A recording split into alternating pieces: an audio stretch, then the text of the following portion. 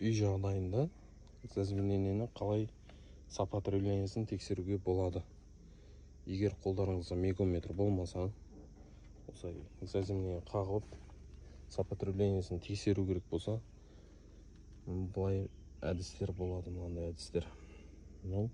Заземление қағылған, бұл келіп мынаған корпусқа сваркіленген. Енді бізде автомат бар, автоматтың астында фазалар өтіп тұр. Бұны біз қалай тексереміз? Мынандай лампочка болады. Лампочка осы екі кабель жалғаймыз. Мысалы мынаған корпусқа заземление қағылған, сваркіленді. Мынандай шетін қырып аламыз. Краска жоқ жерін. Сонымен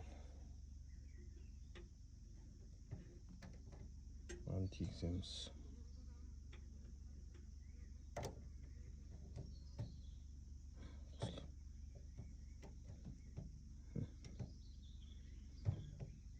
Бұл дегеніміз сопротивлениесі жақсы, заземление деген сөз.